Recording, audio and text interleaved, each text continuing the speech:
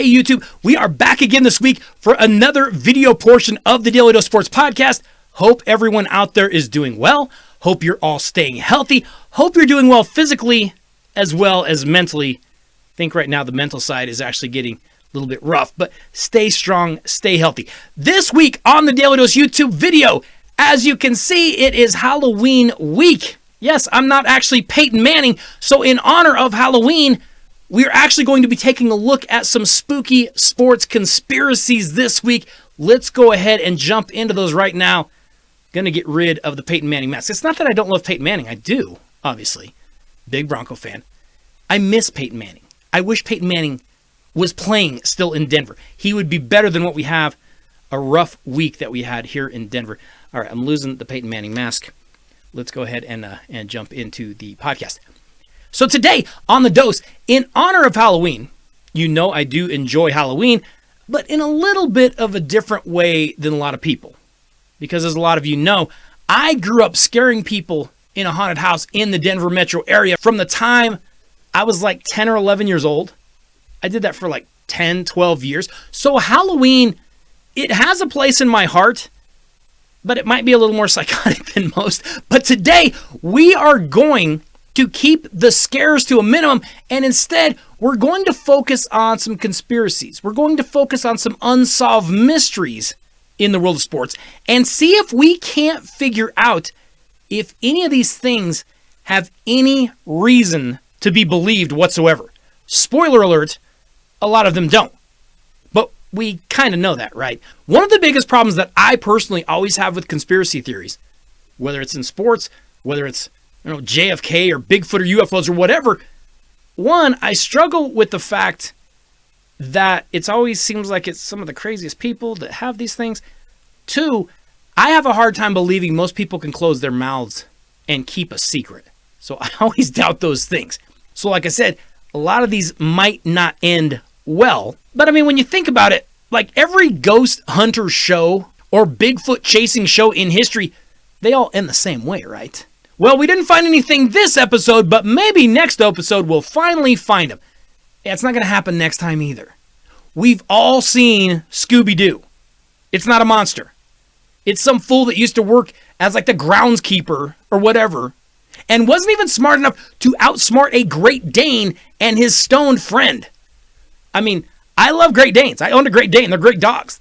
But they're not exactly known for their lofty mental capacities, if you know what I mean. Didn't matter. Scoob solved every single mystery. But today, we are going to drill down on a few popular sports conspiracies and maybe even a few that you've never heard of and see if we can't figure out whether or not any of them have any believability whatsoever. So get your tinfoil hats on, kids, because here we go. And let's start with a conspiracy that maybe you're not even aware of. Back in 1997, Major League Baseball was generating some excitement because of their steroid-fueled home run chase.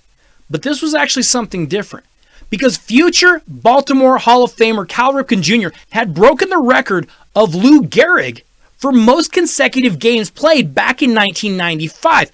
Now, every game that he was playing just added to his amazing total of consecutive games played. Well, Ripken had apparently made friends with actor Kevin Costner. And in August of 1997, the rumor goes that Costner was staying at Ripken's house as a guest. As Ripken left for Camden Yards for the game he was going to be playing, the rumor says he forgot something back at home. He returned to get it, only to find his longtime wife in the arms of one Kevin Costner, Crash Davis, and Ripken, they claim, beat up Kevin Costner and was so distraught that he would not return to play in the Orioles game. And instead of breaking his streak, the Orioles instead decided to cancel their games against the Seattle Mariners for an alleged power outage at the stadium. That way, Ripken's streak stayed intact. I mean, this is a story right out of a Hollywood movie. But is there any legitimacy to it at all? Well, the Orioles and the Mariners did have a game canceled in July of 97. They say there was a power outage. And considering they would be facing a hard-throwing pitcher named Randy Johnson, yeah, I wouldn't want to face that guy in dim light either. So a power outage sounds pretty legitimate.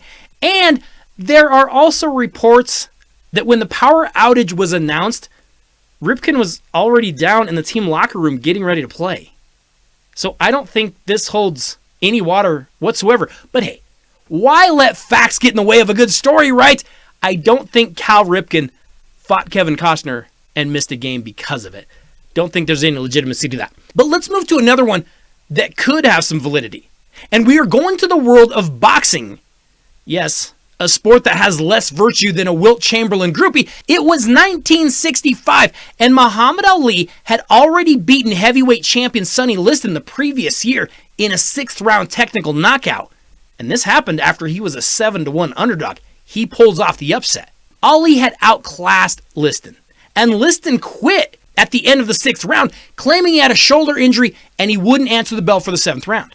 So in November of 65, we are going to have the rematch. Now, this was a bitter rivalry here. Liston and Ali had some pre-fight words, and people were hyped for this fight. But much like boxing today, the fight did not live up to the hype. So the fight starts.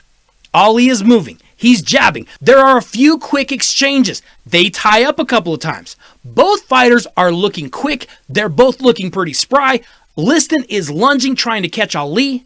Ali is moving. He's countering. Liston lunges with a left, and Ali goes over the top, and he touches Liston with a quick right. Now, when I say touches, it's not a hard punch. It's maybe a glancing blow, but down goes Liston. Not only does he go down, he stumbles trying to get back up, and he falls and collapses yet again. He finally stands up. The ref brings him toward him, but then stops the fight. It's kind of pandemonium in the ring. Ali never went to a neutral corner. The referee started a count, didn't finish it, but then was told by the knockdown timekeeper that Liston had been counted out, so he stops the fight. It has been called the Phantom Punch because most people in the arena never even really saw it. Even with high-definition replay, it doesn't look like much of a punch. The rumors were loud immediately because it was such an odd, quick end to this fight. They even say that as Liston went down, Ali stood over him and screamed at him to get up and fight. Nobody will believe this, which of course became the iconic photo that we've all seen for years.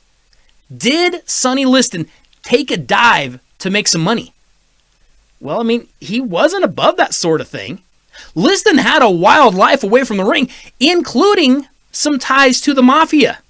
In fact, when Liston died at his Las Vegas home in 1971 at the given age of 38, there's some confusion about how old Liston actually was. He lied so much about it. The sheriff's men found nearby a 1/4 ounce of heroin, a .38 revolver, and a stuffed rattlesnake. I don't know why a stuffed rattlesnake is included in this list, but it is. There were also traces of heroin in Liston's system. Now, officially, he died of natural causes.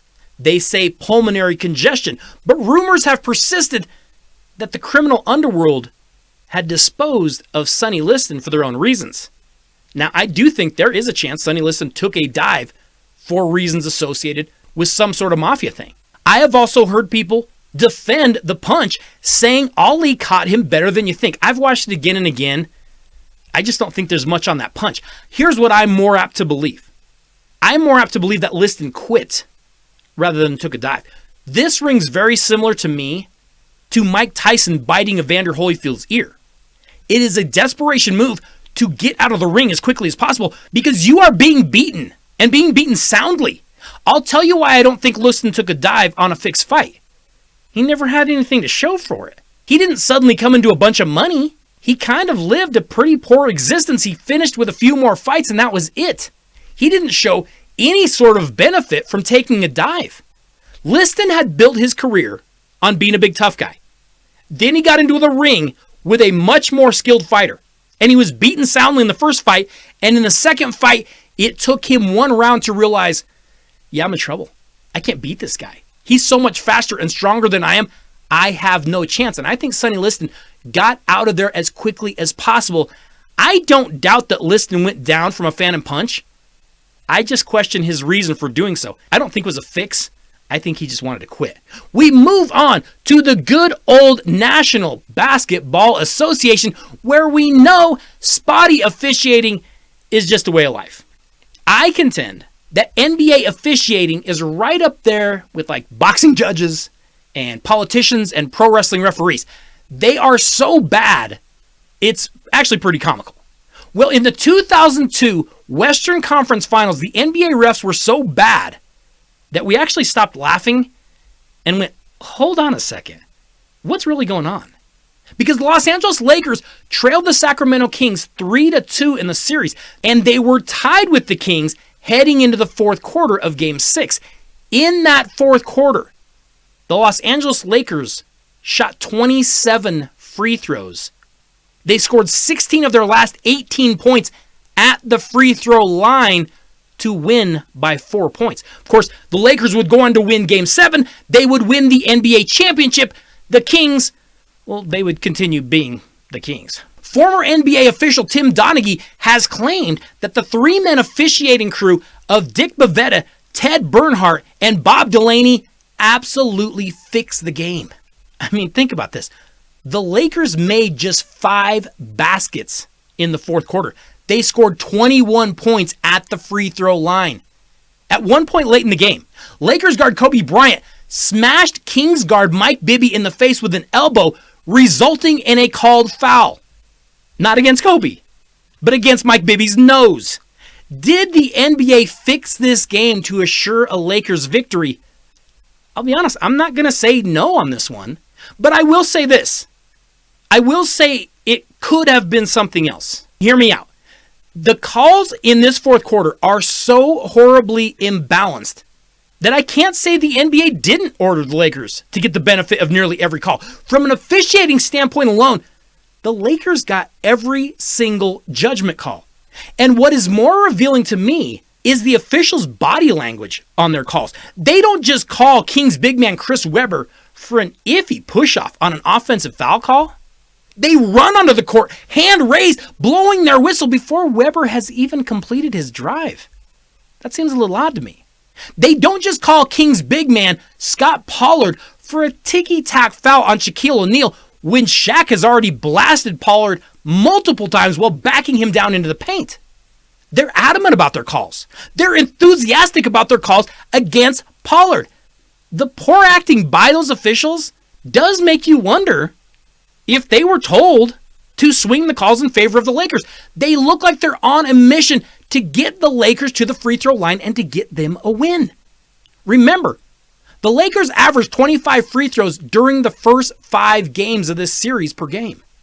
They got 40 free throws in Game 6, but I will offer an alternative. Remember, the game was being played in Los Angeles, in front of a raucous crowd that was screaming for the home team to find a way to beat the measly Kings.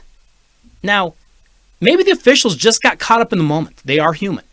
Maybe they're watching 2 of the greatest players of all time in Shaquille O'Neal and Kobe Bryant, and they just got caught up in the emotion and the noise, and they just got whistle happy, and everything goes in favor of the Lakers. Or maybe NBA officials just really struggle to keep up with a game that is light years faster than they are. Keep this in mind. In 2002, Dick Bavetta was 63 years old. Ted Bernhardt was 48. Bob Delaney was 51. They were the young guys. But these aren't exactly young guys in their prime. Incompetence? Yeah, possible. Human error? Very possible. And that might be a little more believable than an NBA directive, make sure the Lakers win. Plus, if that ever came out, that the NBA was fixing games like that, I mean, the NBA, the league would never recover. No one would watch the NBA Finals again. Hey, wait a second.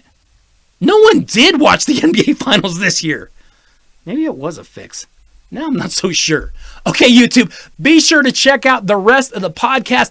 This week on the show, we do have some news stories that have come out in this past week that we need to catch up on, but we also have a few more sports conspiracies to discuss, including a possible point-shaving game in college basketball, a drug accusation in college football, and even, yes, folks, an unsolved murder. Plus, if you need to dress up for Halloween this week and you don't have a costume, our Daily Dose Top 5 is going to help you out with a few ideas. So make sure that you go over and you check out the full podcast.